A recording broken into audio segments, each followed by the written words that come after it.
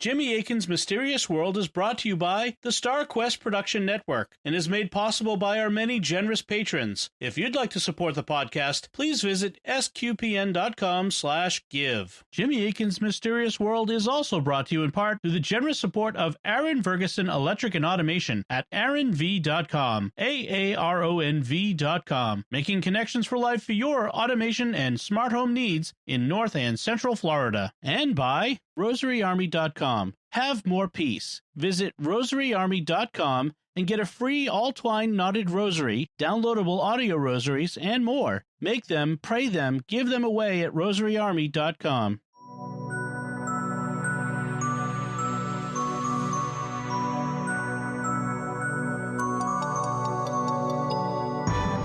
You're listening to episode 148 of Jimmy Akin's Mysterious World, where we look at mysteries from the twin perspectives of faith and reason. In this episode, we're talking about the fearsome Australian cryptid known as the drop bear. I'm Dom Bettinelli, and joining me today is Jimmy Akin. Hi, Jimmy. Howdy, Dom. Our world is filled with mysterious animals, only some of which have been discovered by science. Animals that have been reported but not scientifically confirmed are called cryptids, the most famous of which are Bigfoot and the Loch Ness Monster. But there are reports of strange creatures from all over the globe. For example, the dangerous, venomous land of Australia is home to many strange animals, and it has many reports of cryptids, one of which is the fearsome drop bear. While many cryptids may be timid creatures that largely avoid human contact, the drop bear is different. It's reportedly a vicious, carnivorous animal that can harm human beings at a moment's notice. Yet it's strangely related to the peaceful koala. So what is the drop bear? What do we know about it? And how can we protect ourselves against its vicious attacks? That's what we'll be talking about on this episode of Jimmy Akin's Mysterious World. Hello, my name is Lindsay, and let me tell you what I think about the drop bear. In Australia, you may know that we're famous for all kinds of deadly creatures, like the blue-ringed octopus, the box jellyfish, the funnel web spider, the brown snake. We even have a cone shell, which is a shell that you'd find on the beach, which is actually a creature that can shoot out a small harpoon, which is strong enough to penetrate a wetsuit and actually poison a person to death. Well, like most Australians, I'd rather encounter one of these creatures than find myself face-to-face with a drop bear.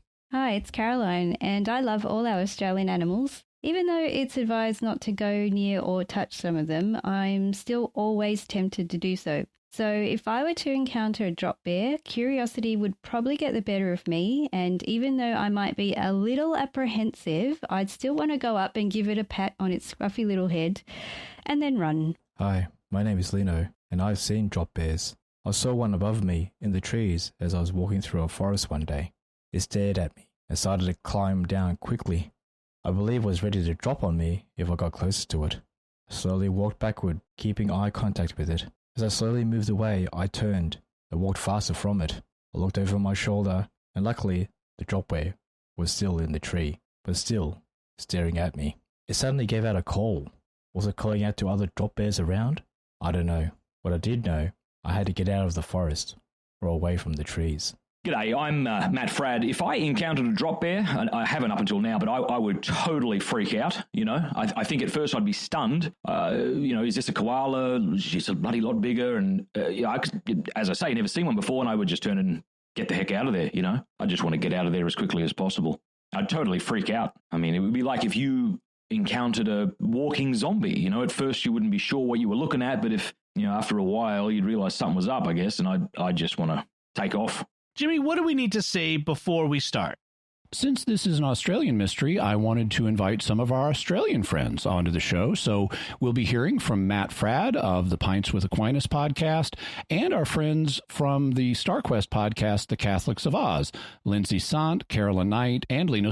They'll be reading some of the Australian texts for us that we'll be quoting, and you've already heard their comments on what it would be like to encounter a drop bear. Further, even though some creatures may start out as cryptids with only sketchy reports of their existence, they don't all stay that way. Sometimes their existence becomes scientifically confirmed. That was the case, for example, with the gorilla. Originally, people from Europe were skeptical of these hairy forest man-like beasts, and they thought they were just a legend. But in 1847, the American missionary and naturalist Thomas Savage came into possession of gorilla bones, and their existence was confirmed.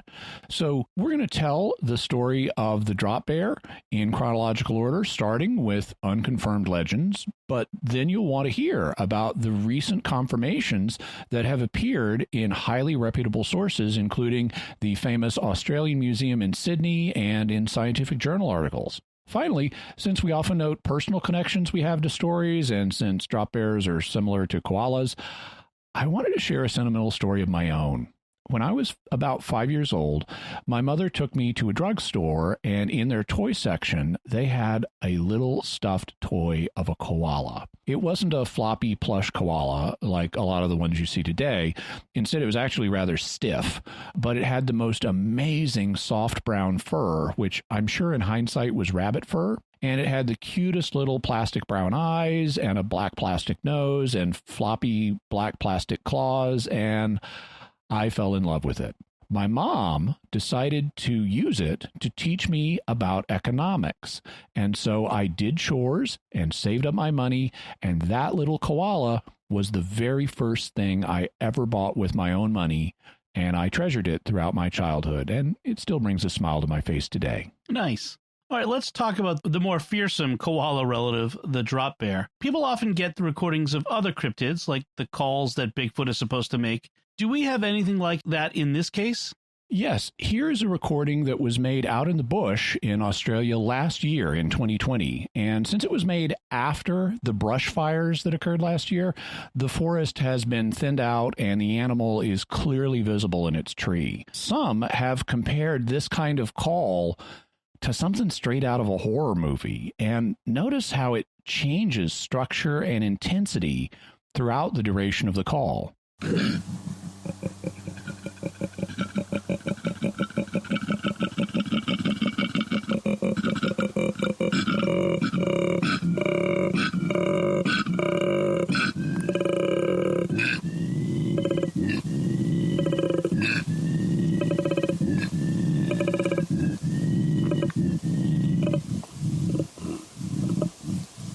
Hearing that, you can imagine how the creature that made it can seem really scary. When were the first reports of drop bears? Well, people have been living in Australia for tens of thousands of years. According to our current best estimates, the first humans arrived in Australia between 50 and 65,000 years ago. That's the origin of the Australian Aborigines, the people who were there before the arrival of people of European descent. Aborigine isn't that common a word in America. What does it mean for those who may be unfamiliar with it? It comes from Latin roots. Ab means from, and you can hear how origine sounds like our word origin. So a people are aboriginal if they have been in a place from the origin or from the beginning, as far back as the recorded history of the area goes. Here in the Americas, we often refer to the first peoples as Native Americans, but in Australia, the first people who lived there before contact with Europeans are known as the Australian Aborigines. And they have cultures that go way, way back. In episode 137 on mediums, we mentioned that legends about the star cluster known as the Pleiades may involve traditions that go back up to 100,000 years ago. And one of the ways they know about that is cultures all over the world, including the Aborigines, have legends about the Pleiades being 7 sisters, even though only 6 are currently visible. Now, the Aborigines didn't have writing, so we naturally don't have written accounts involving drop bears, but what we can discuss are the reports that date from the time of European contact. When did European contact begin? The first known landing of Europeans in Australia took place in 1606 when the Dutch navigator Willem Janszoon, or William the son of John, landed there. For a time, Dutch explorers referred to Australia as New Holland. However, eventually the British explorer and pirate and scientist William Dampier showed up and explored part of the continent. And I love how William Dampier was a pirate scientist. That's awesome. It's like what a kid wants to be when he grows up. Yeah. In 1770, the British Captain James Cook mapped its east coast and claimed what is now New South Wales for the British Empire. By the way, if the name Captain Cook sounds familiar to you, it's because of this Captain Cook. He's the famous one that it refers to. Meanwhile, in 1776, many of Britain's American colonies rebelled, and by 1783, we had won our independence. That meant that Britain no longer had a key place to dump undesirable elements of its population. So they decided to use Australia instead. In 1787, they sent what is known as the First Fleet to set up a penal colony where they could exile convicts rather than putting them to death. It became the first European settlement in Australia. The new colony was planned for Botany Bay in what is now Sydney, New South Wales. So that's the origin of the name of the ship that Khan Noonien Singh was on in Star Trek, Botany Bay. Lots of criminals were sent there, and if you're ever reading a book or watching a period TV show or listening to an old folk song, and they mention someone being sentenced to transportation, that's what they're referring to. The person is being sentenced to be exiled and transported to a distant penal colony like the one in Australia. How early did the first reports of drop bears start appearing? Seemingly quite early. Here's what the director of Australia's West Coast Veterinary Hospital, Dr. Garnet Hall, has to say. He's the director of and also a veterinarian there at the hospital. So James Cook, one of the early explorers who first came to Australia, he actually coined the term. So he was there with Joseph Banks, and what they found was that these things kept dropping out of the trees and attacking them. And they thought they looked like little bears, so they were just like, we'll call it a drop bear. And so the name's stuck. So reportedly, Captain Cook himself was attacked by a drop bear, and it was he who coined the name drop bear. The other guy that Dr. Hall mentions is Joseph Banks. Who is he? He was a naturalist that accompanied Captain Cook on his first great voyage, so he was there in 1770. He's famous as a botanist and brought back something like 30,000 plant specimens from his travels when he returned to England. He discovered something like 1,400 plant species, and he's so famous that there are 80 plant species named after him. With famous people like Captain Cook and Joseph Banks encountering drop bears, why do they remain cryptids? Well, it was really plants, not animals, that were Joseph Banks' thing. Also, just because an animal drops out of a tree and attacks you doesn't mean you capture it. A fast predator's natural instinct, if you fight back, will be to run off. And drop bears are reportedly very fast, much faster than koalas. And that would have been another part of the problem.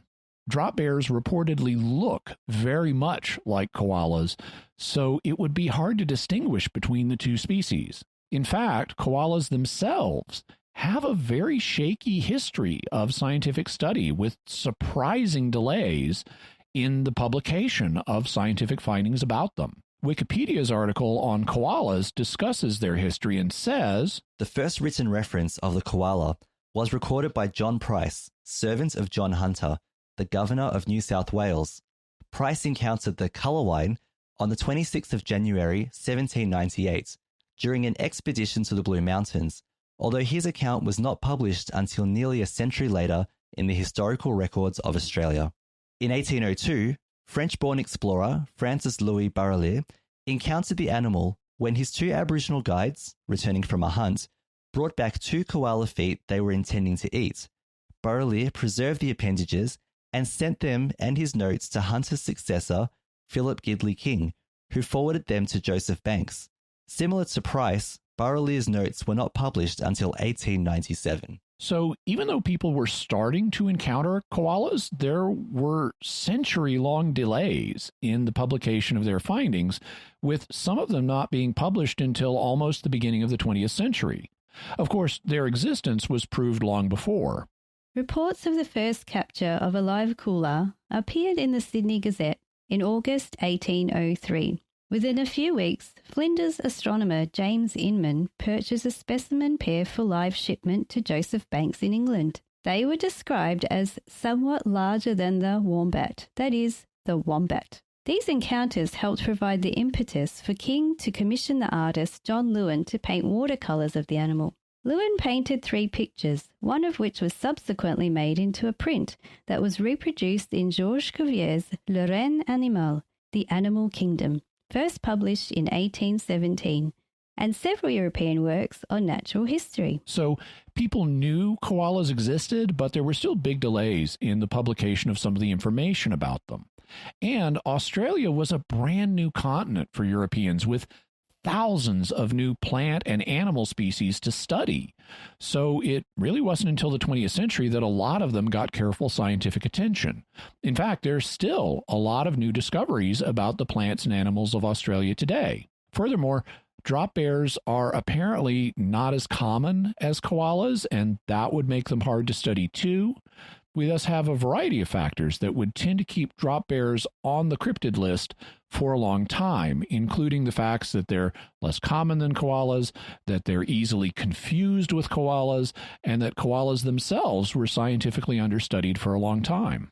With all of those factors, you can imagine how it would take a long time for scientists to clearly distinguish between the two. Right, and given how peaceful koalas are, if someone comes in from the bush and says they were attacked by one dropping out of a tree, you can imagine how they'd be laughed at. I mean, people would think they were crazy or drunk and that they just misunderstood a falling koala as a dangerous animal attack. However, you can see how occasional drop bear attacks would lead to koalas themselves getting a kind of bad reputation. Wikipedia's article on koalas states, early European settlers in Australia considered the koala to be a prowling, sloth-like animal with a fierce and menacing look. At the beginning of the 20th century, the koala's reputation took a more positive turn, largely due to its growing popularity and depiction in several widely circulated children's stories. So even koalas themselves originally were perceived as these prowling things with a fierce and menacing look until they started appearing in children's books. And one can imagine that reputation was in part due to drop bear attacks occurring periodically. When did reports of the drop bear first begin to appear in the popular press? I haven't been able to determine that, but there's been a definite increase in the number of mentions in the popular press in the last few decades.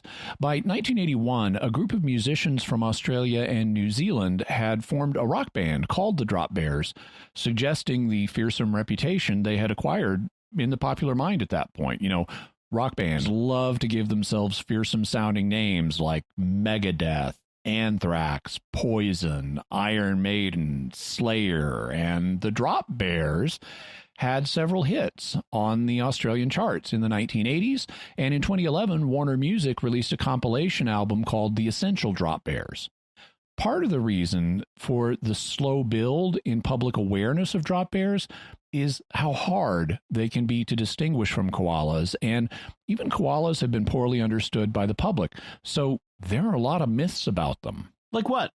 Well, most people know that koalas live in trees and that they eat eucalyptus leaves. However, there's a myth that they can eat only one species of eucalyptus leaves, and actually they can eat several. Another myth is that they are constantly stoned because eucalyptus leaves are toxic, and so koalas are constantly intoxicated. And that's what's responsible for their slow-moving behavior and the fact they sleep for 20 out of every 24 hours. But that's not true. The real reason they move so slow is that the eucalyptus leaves have very little nutritional content. And so the reason koalas move slowly and sleep so much is to conserve energy. They don't have a problem with the toxins. They can handle those. But because they're not getting enough calories out of their diet, they can't run a fast metabolism. That's resulted in koalas having an unusually small brain compared to the size of their heads. Brains require a lot of energy to function. And so if you don't get a lot of calories, you can't run a large brain. As a result, koalas aren't very intelligent. In fact, they're dim-witted enough that they can typically only eat eucalyptus leaves if they're still on the tree branch.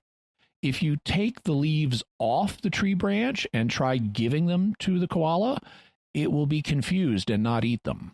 What eucalyptus leaves do have, though, is some water content, and this has led to a myth that koalas don't need to drink water because they aren't seen coming down from trees very often.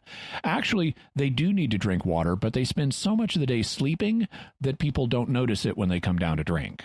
Can koalas move fast, or are they always slow? The idea that koalas always move slowly is another myth. They can actually move really fast on the ground. They can run at speeds up to 20 miles an hour, which is faster than a lot of humans can run. And when they're up in trees, they can leap up to 6 feet at a time without a running start, just wham, 6-foot jump. Incidentally, koalas also have fingerprints that look remarkably like human fingerprints. The reason for these is to help them grab onto the branches of the trees where they live. And that's also the purpose of human fingerprints and toe prints, to help us more effectively grab onto things with the tiny ridges on our fingers and toes, creating additional friction. That's why we have fingerprints, but a lot of species don't. And it's why our fingers and toes wrinkle up in water. It's not because the water takes oil out of the skin or anything like that. Instead, it's a reflexive response our bodies do to create extra ridges in slippery environments, so we're less likely to slip and fall down or lose our grip. What's the biggest myth about koalas? Perhaps that they are just cute, friendly, docile animals, the way they appear in children's books. They may be cute, but they're not that friendly or docile. They are asocial and do not live in groups. There are only temporary bonds between mothers and their children, which are known as joeys. Mothers otherwise lead solitary lives, and they don't band together with other females. And males live completely alone. They are territorial, and they will warn each other off and get in fights. Naturally, they usually do not like being petted by humans. They don't want contact with each other, much less do they want contact with us. So you can see how koalas originally had that kind of fearsome, prowling reputation before the children's book depiction of them took over the popular imagination. With koalas being antisocial animals that normally move really slow, but that can suddenly leap 6 feet or charge at 20 miles an hour and get in fights, could make them even harder to distinguish from drop bears. Indeed. So when was the existence of the drop bear scientifically confirmed? It would appear to have been in just the last few years. I don't have the exact year, but in 2012, the scientific journal Australian Geographer had published a paper by researcher Volker Johnson of the University of Tasmania. It was titled Indirect Tracking of Drop Bears Using GNSS Technology. So there were published scientific studies on them by 2012. Now that scientific journals are reporting their existence, do they have a scientific name? Yes. Ordinarily, you don't get a scientific name unless you've got an actual specimen known as a voucher specimen that scientists have in their possession and that can be used for future study. There is an exception to this, which happens to be the Loch Ness Monster.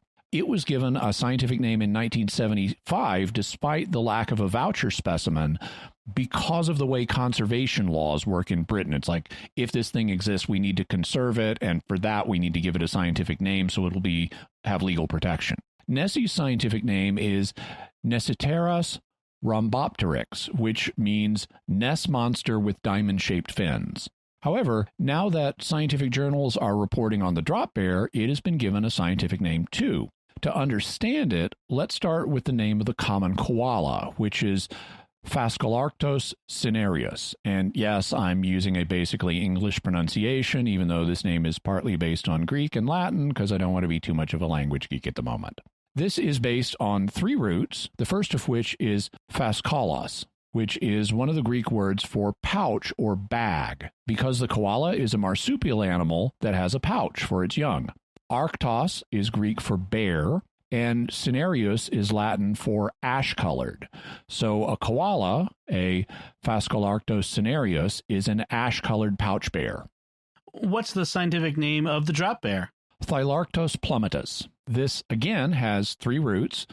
Thulactos is another Greek word for pouch or sack, And this root is found in the scientific names for other marsupials since they also have pouches. For example, there's a carnivorous marsupial known as the Tasmanian Tiger or the Tasmanian Wolf. It's called a tiger because the rear part of its body has stripes, and it's called a wolf because it looks like a dog. And, of course, it's called Tasmanian because, of course, it was a native to Tasmania, New Guinea, and to the Australian mainland. It survived into the 20th century, and even though it's thought to be extinct, there are occasional reports of it, so it may still exist. We even have motion picture footage of it in a 20th century zoo, and we'll have a link to where you can read about it and watch the footage. But its scientific name is Thylacine cynocephalus, which you can hear how the Greek word for pouch, thulaktos, influenced the name Thylacine cynocephalus, which means that the Tasmanian wolf is a dog-headed pouched animal. The name of the drop bear, Thylarctos plummetus, has two other roots. In addition to thulakos, meaning pouched, it also has arctos, meaning bear, like we heard in the name of the koala bear. So Thylarctos means pouched bear, which is because it looks a little like a bear, just like koala bears. Plummetus, of course, is based on the English word plummet because it plummets out of trees to seek its prey. And as far as scientific names go, that's a bit whimsical since it isn't taken from Greek or Latin. How common are whimsical scientific names? We've entered an age in which scientists are fond of giving things whimsical names, like the subatomic particles known as gluons because they glue quarks onto each other to form protons and neutrons. This also happens in biology. In fact, there is a trilobite species that is literally named Han Solo. And the name of the element potassium comes from potash. Potash is what you get when you take wood and you put it in a pot and you burn it to reduce it to ashes. So it is literally ash in a pot or potash. And one of the principal ingredients of potash is potassium. So the scientist who discovered the element in 1807, Sir Humphrey Davy, called it potassium or potassium. We'll have a link to an article about other absurd, whimsical scientific names. In any event, Thylarctos plummetus means pouch bear that plummets, which would be a basically accurate description of the creature. But neither the koala nor the drop bear would really be bears, right? Correct. Neither the koala nor the drop bear are really bears. Bears are a different type of animal, but both koalas and drop bears superficially resemble them. That's why the Greek root arctos, or bear, appears in both of their scientific names. What is the exact relationship between koalas and drop bears? I don't think we've been able to do precise genetically sequencing on the creatures yet. I mean, there are a lot of other genomes we're trying to do for a lot of other animals that are more relevant to human society than, these. But I can envision three basic relationships, each of which I've seen referenced in the literature. The first idea is that they are a completely separate species, that koalas and drop bears aren't significantly related, though they obviously look similar, in which case there could be a kind of convergent evolution to similar forms. The second is that they are a subspecies of a single common species that exists stably alongside each other. So here they would have like a fairly recent common ancestor, and that explains why they look like each other. The third is that drop bears are a rare mutation that occurs within koalas. And so it's like every so often a koala in utero mutates and you get a drop bear, but they don't maintain a separate breeding population. I find the different possible evolutionary relationships between koalas and drop bears really interesting, regardless of whether they would be a rare mutation, a separate subspecies, or an entirely different species. They obviously resemble koalas in a lot of ways, and that leads me to think about how that could be to their advantage in evolutionary terms. What kind of evolutionary advantage might the similarity give them? Well, we know that in nature, some species have evolved to look like others as part of either an offensive or a defensive strategy. Back in episode 130 on lie detectors, we talked about how this form of deception is part of the survival strategy of some species. For example, some predators are built physically to disguise themselves so that the prey won't recognize them. This is the case, for example, with the anglerfish, which has a long filament growing out of its forehead that it can wiggle back and forth to look like a nice juicy worm that a passing fish could eat. But what they're really doing is wriggling this filament as bait to draw in the passing fish so they can eat him. On the other hand, some animals are physically built to look like predators or dangerous animals. This is the case with the red milk snake, which has alternating bands that go red, black, yellow, black, red. That's very similar to the color pattern on a coral snake, which has bands that go red, yellow, black, yellow, red. The difference is that on a red milk snake, the bands for red and yellow are always separated by black, while on a coral snake, the bands of red and yellow are always together, leading to the saying, red and yellow can kill a fellow, because coral snakes are venomous, but red milk snakes are not. The red milk snake thus deters predators by making them think it's a dangerous coral snake when it isn't. So you can imagine how it could be to the advantage of the drop bears to physically look and usually act as if they were harmless koalas. That would let them sneak up on their prey and make them effective hunters. It also could explain why they weren't scientifically studied for so long. What results have been published about them? Some of the journal articles can be kind of technical, so for a popular level summary, let's look at the page that the Australian Museum hosts about them on its website. And for context, the Australian Museum is extremely prestigious. It was founded in Sydney in 1827, so it's 194 years old. It's the oldest museum in Australia and the fifth oldest natural history museum in the world. It's kind of like an Australian version of the Smithsonian Institution's National Museum for Natural History here in America. What does its page on drop bears say?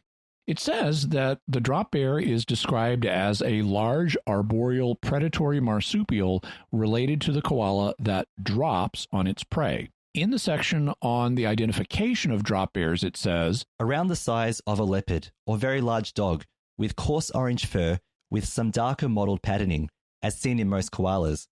The creature is told as a heavily built animal with powerful forearms for climbing and holding onto prey.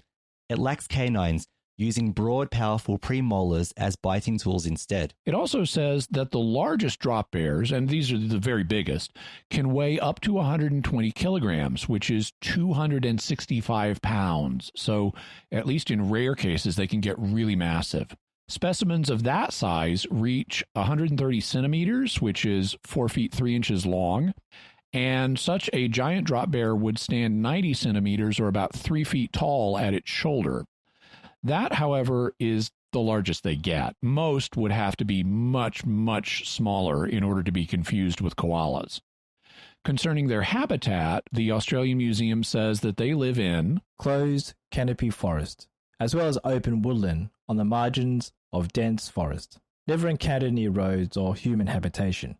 Regarding their geographical distribution, it says, drop bears can be found in the densely forested regions of the Great Dividing Range in southeastern Australia. However, there are also some reports of them from southeast South Australia, Mount Lofty Ranges, and Kangaroo Island. They also have a map that you can look at on the website of the parts of Australia where they're reported, which is mostly along the eastern seaboard of Australia, though there is one large pocket in the middle of the continent. And concerning the feeding and diet of drop bears, it says, stories of kill sites and examination of scats suggest mainly medium to large species of mammal make a substantial proportion of the animal's diet. Often, prey such as macropods, like kangaroos and wallabies, are larger than the drop bear itself. Drop bears supposedly hunt by ambushing ground-dwelling animals from above, waiting up to as much as 4 hours to make a surprise kill. Once prey is within view, the drop bear will drop as much as 8 meters, 26 feet, to pounce on top of the unsuspecting victim. The initial impact often stuns the prey, allowing it to be bitten on the neck and quickly subdued. If the prey is small enough, drop bears will haul it back up the tree to feed without harassment from other predators. The article also notes in a brief fossil record section that the drop bear evolved in the Quaternary period, which began about 1.8 million years ago and runs up to the present. Also, speaking in terms of the fossil record, it was suggested in 2016 on the BBC documentary series Nature's Weirdest Events that drop bears could somehow be related to the extinct species Thylacoleo carnifex. This was a sort of marsupial lion-like animal, although, of course, it really wasn't a lion any more than drop bears and koala bears are bears. But it does appear in Aboriginal rock art, and it hunted from the branches. We have art where you've got a Thylacoleo carnifex, marsupial lion thing up in a branch ready to pounce. And as a marsupial, Thylacoleo carnifex is related to koalas. Is it unusual for marsupials to be carnivorous hunters? Actually, no, not at all. Many marsupials are carnivores, including not only Thylacoleo carnifex, but also the Tasmanian devil, the Tasmanian tiger or Tasmanian wolf that we mentioned earlier, the numbat, the fat-tailed dunnart, and the tiger quoll. In fact, even the opossum that we have here in America is an omnivore that hunts small game, including fish, amphibians like frogs, reptiles like snakes and lizards, birds and their eggs, small mammals like young rabbits, rats, and mice, insects like grasshoppers and beetles, and other small animals. So meat eating is something that many marsupials definitely do. What are some of the challenges scientists have faced in studying drop bears? The abstract for Volker Jansen's article in Australian Geographer says, Animal tagging and tracking has been a fundamental tool in the quest to increase our knowledge and understanding of biogeography and ecology for about 50 years. Monitoring animal populations is also necessary for conservation purposes and to limit negative effects on the human population, particularly in an era of human expansion into traditional animal habitats.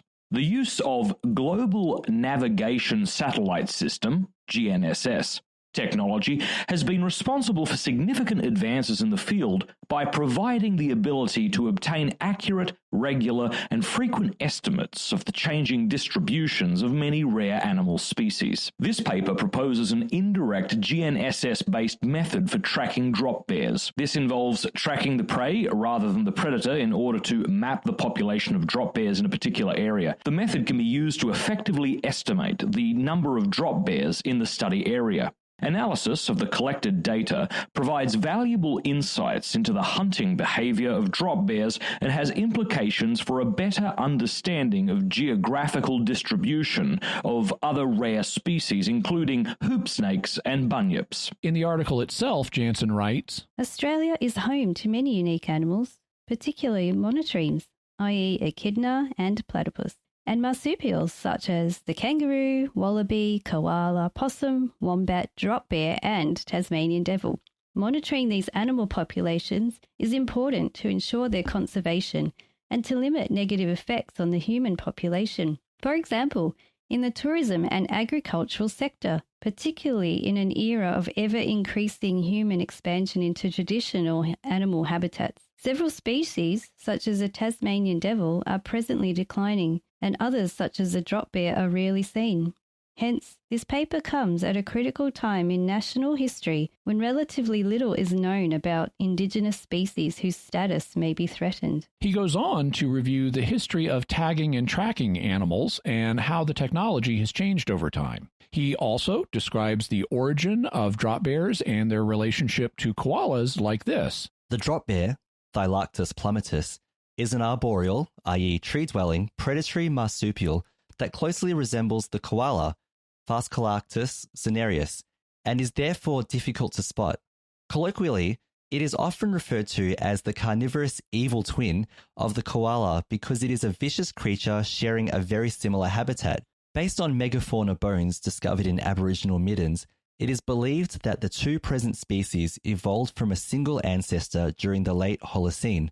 Theories that its dropping skills follow from genetic similarities with sugar gliders remain empirically untested. Concerning the build of drop bears and how they hunt, he writes, The drop bear is a strongly built animal with powerful forearms and claws for climbing and holding onto prey. In stark contrast to the very similar looking but smaller koala, it has large canine teeth that are used very effectively as biting tools. It generally hunts during the day by ambushing ground-dwelling animals from above, skillfully latching onto the victim's neck to kill its prey. Quietly waiting in a tree for several hours, it closely resembles a sleeping koala. Once prey is within striking range, the drop bear will drop several meters out of the tree to pounce on top of the unsuspecting victim. The initial impact generally stuns the prey, allowing it to be bitten on the neck and quickly subdued. The examination of kill sites and scats indicates the medium to large species of mammal make up most of its diet, Hosking 2012. Often, the prey is considerably larger than the drop bear itself. The distribution of drop bears across Australia is quantified by the National Drop Bear Index, NDBI, which indicates the average population density per km2. See Figure 1. Aboriginal Dreamtime legends suggest that the drop bear was once much more widespread, hence the need for contemporary conservation. So drop bears are reported to be in a population decline, making it important to figure out how many there are and where they are so that they can be saved from potential extinction. How much of a problem do drop bears pose for humans? According to Jansen, unlike other peculiar Australian animals such as the bunyip and the hoop snake, which are rarely encountered in even thinly populated areas, drop bears pose a considerable risk to unsuspecting bushwalkers, particularly tourists, because they closely resemble the koala. Drop bears do not target human beings specifically, but there have been several cases where humans have fallen victim to drop bear attacks, resulting in serious lacerations and even death. Disappearances, which may or may not be attributed to drop bears, have occurred frequently across Australia. So we don't really know how often drop bears attack humans, Jansen says. They may be responsible for some of those disappearances, but disappearances can be caused by other things as well. In fact, in future episodes, for all those who have asked, yes, we will be talking about the missing 411 studies that David Paulides has done about people mysteriously disappearing in national parks here in America. Are there any drop bears in captivity? Just last year, in 2020, the Scottish ITV reporter Debbie Edward went to the Kangaroo Island Wildlife Park to meet with the director of Australia's West Coast Veterinary Hospital, Dr. Garnet Hall, who we heard from earlier. For Americans who may not be in the know, ITV is a British television network, and my impression is that it's the most popular one after the BBC. In any event, Dr. Hall, who is himself a veterinarian, said he could arrange for Debbie Edward to actually hold a drop bear, but he indicated that she would first need to be clothed in proper safety gear. Video of her encounter, which we'll have a link to, shows the veterinary workers putting her into this really impressive-looking safety suit. It looks like something Batman would wear in one of the recent movies. You know, lots of protective hard plastic, padding, or something, you know, stuff like that. Once her body is covered, they put these extremely padded gloves on her hands. They have her wear goggles to cover her eyes, and they even have her wear special boots to protect her feet. Here's some audio from the encounter from ITV News. She's got the drop bear suit on. Yeah. How are you feeling? Well, at the moment, okay, because there's nothing near me, but it is a bit like a Batman suit. So I'm a bit worried about why I need this level of protection. So, here we go. I'm getting something to cover my eyes as well. Dr. Hall explains to the viewing audience. So, drop bears are a close cousin of the koala, but they're actually really vicious. So, it's sort of like a dingo and a normal domestic dog. They're bigger, they've got longer claws. They've actually got really small fangs, and the interesting thing about the fangs is they have a really mild venom. It's not like a snake venom that can make you really sick, but it just causes a lot of really local irritation. So the third most common injury that we see in tourists in Australia is actually from drop bear attack. So Dr. Hall says that drop bears are different from koalas, kind of the way dingoes are different from dogs. They're typically at least somewhat larger and more aggressive. He says that drop bears are really vicious and that they have a mild form of venom, apparently much milder than many of the other venomous species in Australia, and that they're responsible for the third most common injury among tourists in Australia. Keep that in mind, because the danger drop bears pose to tourists will come back in this episode. As you can imagine, Edward is really starting to fear the drop bear that she is supposed to hold in a few minutes. You can see it on her face. Then an assistant brings out the creature, and the whole time he's bringing it toward her, he's turning his face away from it and shielding his face with one of his hands. Also, Dr. Hall, who is not wearing protective gear, keeps several feet away from the assistant and only points towards the animal as he talks about the differences you can notice between a drop bear like this and koalas. It looks very like a koala. Yeah, like a wilder version. Yeah. So if you look at, I won't come too close, but I'm just going to point. So the difference between this and a normal koala, firstly, you're going to see the size. Then if you can see he's got those black hairs that are almost like bristles. They actually come out a lot further from the fur. So they're really, really coarse. Right, keep your hands down nice and low. Okay. All right, just gonna flat hand. Okay. Oh, he's fucking yours now. Okay. Yeah, just okay. No fast. Okay. Movements. Yeah. Nice and steady with the bear. Yep. I normally go keep them calm. Yep. Everybody looks very worried about this. I'm trying not to be worried because I'm being told that he can sense if I'm worried.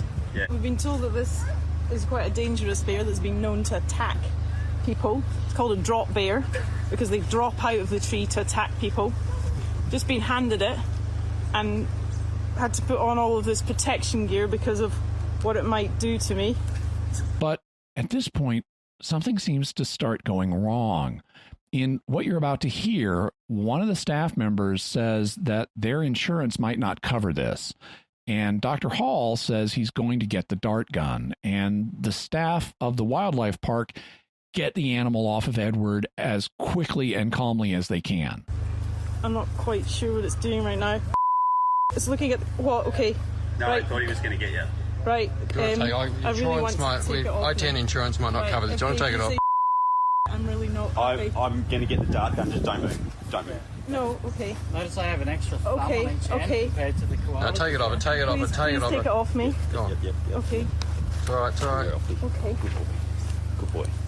All right. So Debbie Edward survived her experience with no harm done, but to illustrate how lucky she was, let's hear some audio footage from two male animals in captivity. This is from footage that was taken by a tourist who was separated from them. He's filming two of the creatures as one climbs up towards the other in a zoo enclosure, on a tree. At first, it's really slow. The fight hasn't really started yet. One of the animals who's higher up in the tree is trying to warn off the others by making a kind of screeching sound. Then, suddenly, the fight starts, and you can hear the tourist's alarmed reaction. Then, after one is driven the other away, you hear this more panting, roaring, bellowing sound, which is another way that they warn each other off and intimidate each other, like the call we heard earlier in the episode. I saw a sign. Look how slow he's attacking.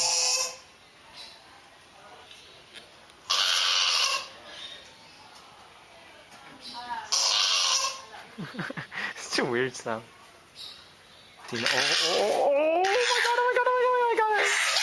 Oh my god, the bird is running. Oh god.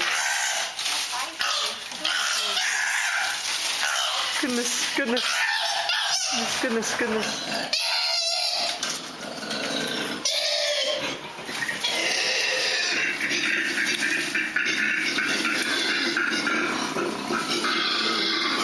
God, serious.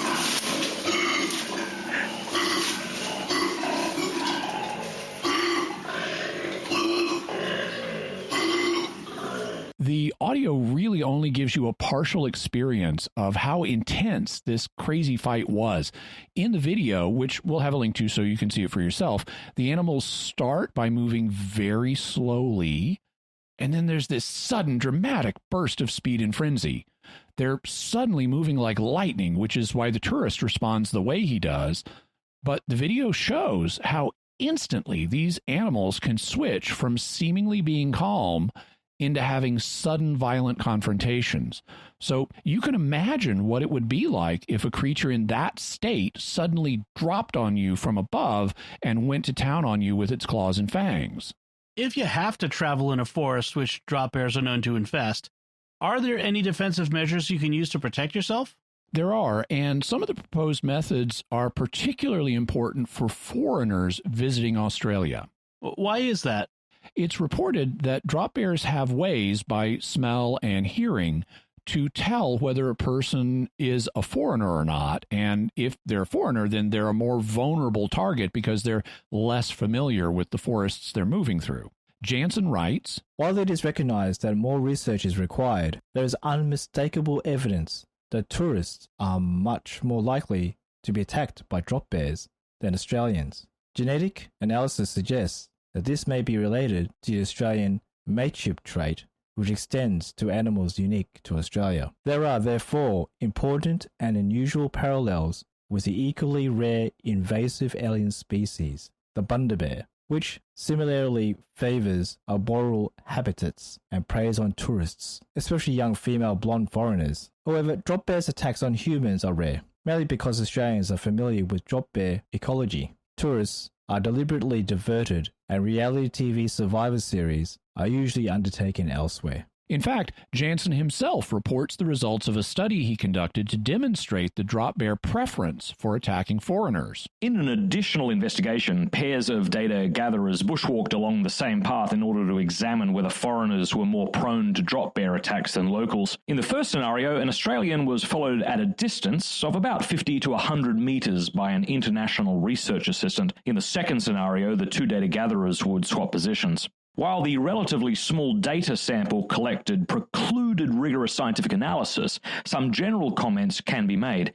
In both scenarios, Australians were far less successful in being dropped on than foreigners. Only 10% of Australians were targeted in the event of a drop bear attack, and it was later discovered that those Australians were not fond of Vegemite, lending further weight to Honeydew's 2003 incisive analysis. The results further indicate that drop bears do not necessarily target the last person walking in a line. However, more research into the behavior of drop bears is required in order to confirm these findings, which may reflect seasonality and the presence of alternative nutrition. One of the things Jansen mentioned was Vegemite. What's that?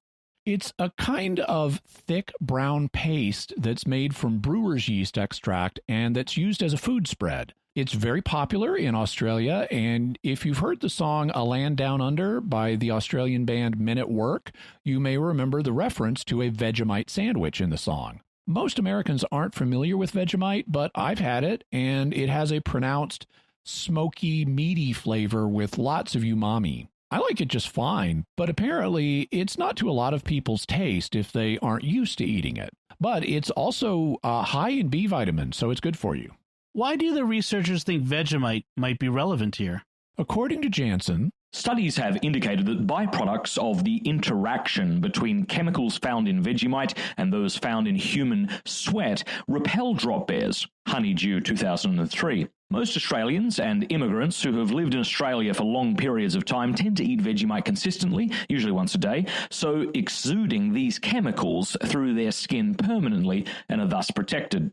Visitors, on the other hand, do not have this natural protection and are therefore advised to apply a liberal amount of Vegemite to the skin, the most suitable area being just behind and towards the top of the ear because this area is prone to sweating and closest to the top of the head. You also mentioned that drop bears can detect foreigners by their hearing. How does that work? Jansen's paper states, furthermore, it has been shown that the drop bears can detect foreign languages and are prone to target the origin of such sounds, but using the Aussie lingo may fool the average drop bear. Stewart, 2005. As a result, some guides taking tourists into drop bear-infested areas sometimes recommend trying to sound as Australian as possible if you're going to speak. Obviously, keeping quiet in these areas is another option. Are there any physical ways of fending off drop bear attacks without having to wear a full Batman-like suit of protective gear? Some have suggested putting forks in your hair, so that the tines stick upward to either deter the drop bear or injure it when it falls on you. I'm personally skeptical of that as a practical possibility. I think it's silly, impractical folk advice. Like a lot of advice you hear about interacting with dangerous animals.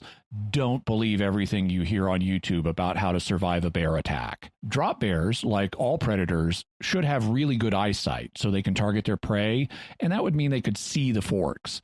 And most people don't have enough long hair that would be wound or braided in the right way to keep such forks firmly in place. As a result, it would be much better to wear a more secure form of headgear. In fact, Jansen's paper states, investigating the effectiveness of several methods of protection against drop bear attacks has shown that the best protection is achieved by wearing a motorcycle helmet when bushwalking in drop bear territory, although this may be impractical in tropical regions. And that sounds much better to me. A motorcycle helmet would provide much more protection than forks in your hair. Are there any ways of telling whether there are any drop bears in the canopy above you? Jansen states, an accomplished method of determining whether a drop bear may be lurking in the flora canopy is to lie down beneath a tree and spit upwards. If a drop bear is sleeping above, it will most likely wake up and spit back. Young et al. 1981. However, this approach includes some risk, and the consequences can be devastating if drop bears are on the hunt for prey or in the middle of the mating season. Bushwalkers are advised to exercise caution in areas frequented by drop bears. And that's certainly good advice. So, Jimmy, what's your bottom line on drop bears? Drop bears are a fascinating, legendary Australian cryptid. There appear to have been many more scientific studies published on them than other cryptids. As we mentioned at the top of the show, Australia has a reputation for a lot of dangerous and highly venomous animals, but Australians are a brave lot and take this in stride.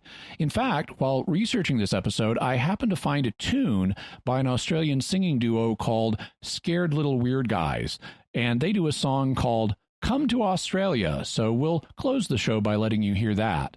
If you watch the video on it, it even features footage of what appears to be a drop bear attack, only in this case, the creature isn't in a tree, but on the ground, in a pen, so it's confined, yet it still leaps up at the person filming it with a camera.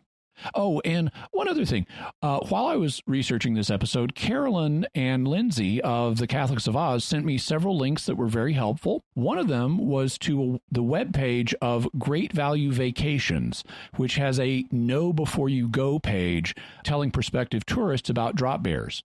On that page, it says, if you are planning a trip through tree-dense areas of southeastern Australia or its surrounding islands, be sure to pack the above-mentioned precautionary items. The highest occurrences of recorded sightings usually begin around April 1st each year, as the animals prepare for the breeding season in early summer. As with all travel, remain on your guard. Be aware of your surroundings and never ever approach a wild animal. If you have further concerns, feel free to discuss them with your local tour guide or any Australians you may know. They'll be overjoyed to answer all your drop bear related inquiries. So if you really want to see a drop bear, the travel agency indicates that now would be a good time to go because the animals are preparing for breeding season and the peak of drop bear sightings is around April 1st.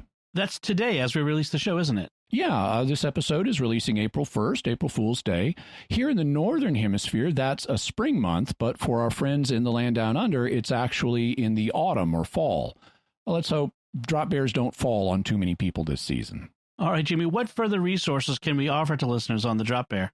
Well, first we'll have a link to the Pints with Aquinas podcast that Matt Fradd does, so be sure and listen to that. Also, we'll have a link to the Catholics of Oz podcast, so be sure and check that out. We'll have a link to the video with the animal call from the beginning of the show, a link to articles on mythical animals that turned out to be real, the Australian Museum's page on drop bears, also articles on drop bears, koalas, marsupials, the history of Australia, Captain James Cook, Joseph Banks, the Drop Bears musical group, myths about koalas, koala fingerprints. We'll also have that ITV report that Debbie Edward did on drop bears where she got to hold one. Also, the video of the crazy fight that we heard some audio from. We'll have an article on the scientific name of the Loch Ness Monster. Also, that article I promised with video of the Tasmanian Tiger or the Tasmanian Wolf.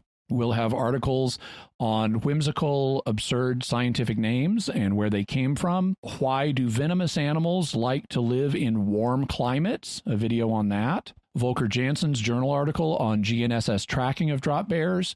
An Australian Geographic article on drop bears targeting tourists. Great Value Vacations drop bear page. The Come to Australia song, and also a really disturbing video that we didn't really talk about, but if you want to see it, there's a link to it. So it's at the bottom of the further resource. Just look for the link for a really disturbing video. All right. Jimmy, what mysterious headlines do we have for folks today? Well, since we were talking about drop bears, I thought I'd give us a couple of links to articles about the Tasmanian wolf, because since it's thought to be extinct, it's now back to being a cryptid. You know, it's not known to currently be living. So there are sightings of it, and we'll have reports of sightings of it. So we'll have a link to a sighting that occurred on January 21st, 2021, just a few months ago, and also a study that suggests the Tasmanian wolf survived to the year 2000 at least. So, we've got another Australian cryptid, and hopefully in the future we'll find out maybe it's still there and we can do an episode on it. In any event, special thanks to Matt Fradd from Pints With Aquinas, and also to Lindsay, Carolyn, and Lino, the Catholics of Oz. Be sure to check out all of their podcasts. Yes, please do. All right, so that's it from us. What do you think about this fearsome Australian cryptid that's known as the drop bear and their more peaceful cousins, the koalas? You can let us know by visiting sqpn.com or the Jimmy Akin's Mysterious World Facebook page, sending an email to mysterious@sqpn.com, or sending a tweet to @MYS_world with the hashtag of mysterious feedback. Remember to like this episode on Jimmy Akin's Mysterious World on Facebook and retweet it on Twitter, where we're at SQPN as well. You can find links to Jimmy's resources from our discussion and links to those mysterious headlines on our show notes at sqpn.com/mysterious. And remember, to help us continue to produce the podcast, please visit sqpn.com/give. Until next time, Jimmy Akin, thank you for exploring with us our mysterious world. Thanks, Dom. And once again, I'm Dom Bettinelli. Thank you for listening to Jimmy Akin's Mysterious World on StarQuest.